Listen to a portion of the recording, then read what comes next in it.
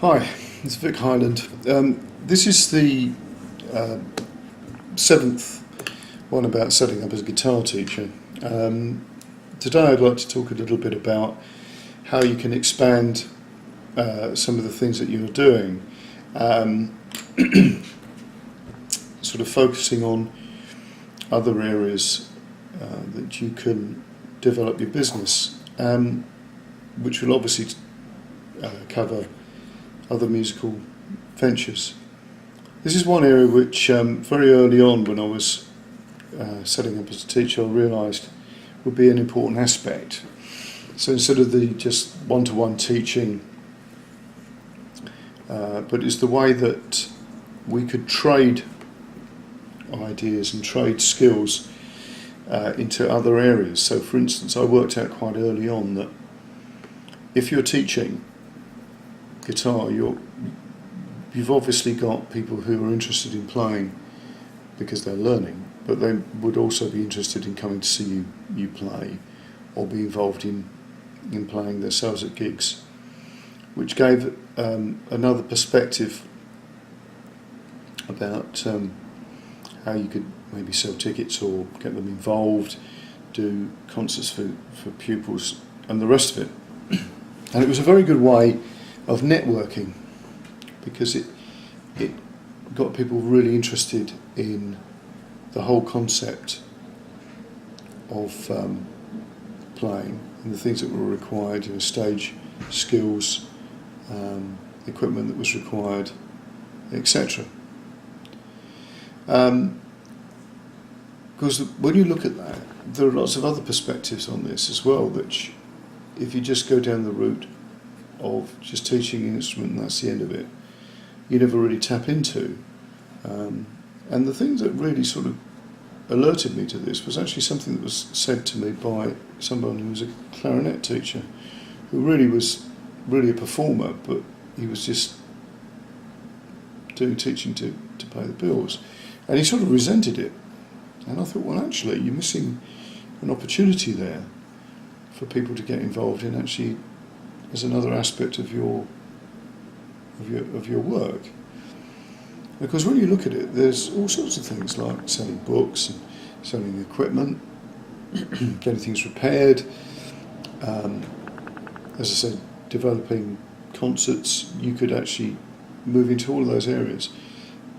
What I'm particularly interested in is the actual mindset that's involved for you to be able to think like that, because there are lots of possibilities if you think outside the box. So for instance, as a musician, think of all the areas that your music can bring you into, and that could be to do with personal training, terrible term, but self-improvement, sort of corporate training. So instead of just playing at a corporate gig, you could get involved in training where there's lots of people who go into a corporate environment with drums or harmonicas or guitars and get people doing that sort of thing. And this is obviously where the concept of blues camp came in, from our point of view. It's expanding what we were doing from a teaching point. But make a list of the things that you feel are your skills. I've mentioned this before, but very important. Also the things that your weaknesses, because sometimes that gives you an aspect that you might be able to sort of look at. Because something that you find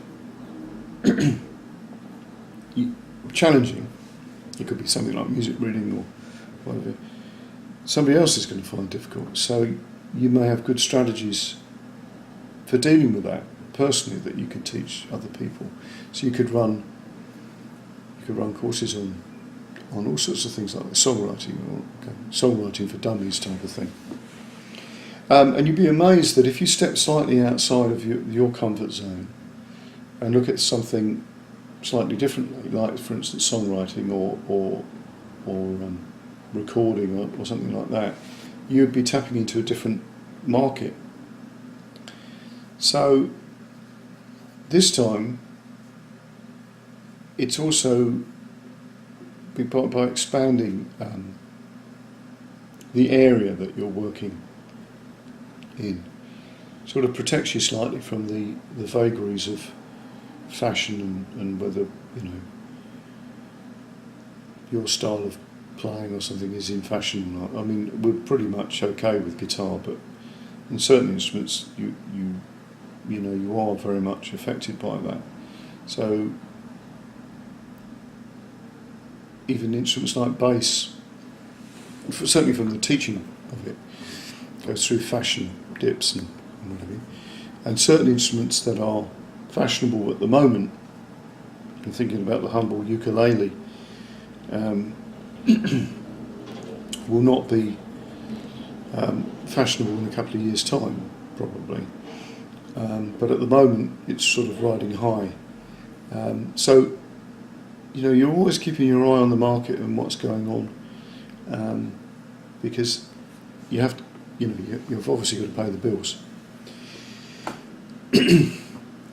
Now that brings me to another aspect, which is using your skills to trade with other people's skills,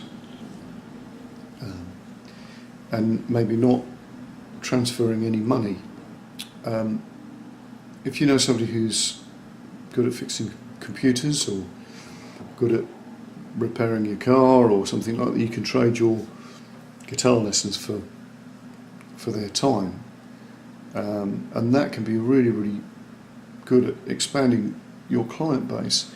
I've got a few people that I teach who do things for me.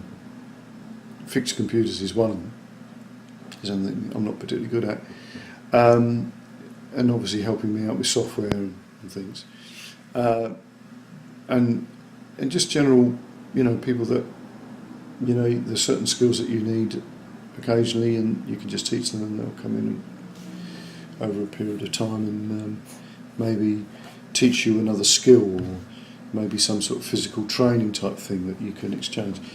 It's something I'm particularly interested in because of the way that I think the economy seems to be going, that we need to be able to think outside the box of using the basic financial transactions, and instead of thinking that way, we need to have other ideas that we can trade. So we're thinking differently. Okay, so make a list of things that you feel that you can do. Look at skills that you can trade with other people. In other words, don't just become limited to be a one-trick pony. This is something that's over the years that I've been working has been very, really good for me, because when sometimes things have become a bit scarce in some area that I've been doing, there's another aspect that I can build, whether it's playing or teaching or doing some sort of personal development type thing through music. They're the things that, or just doing guitar examining was another aspect that I used to do quite a lot of. So yes, think sort of outside the box, and make a list of those things and see how you can develop those. As I say, when we do the sort of training sessions for Blues Camp membership sites, we're going to go very deeply into all of this sort of stuff and how we can use the psychological aspects to really develop your business that way. But this is just a broad outlook. So I'll speak to you soon, and we'll have some other ideas of developing your teaching. Okay, cheers.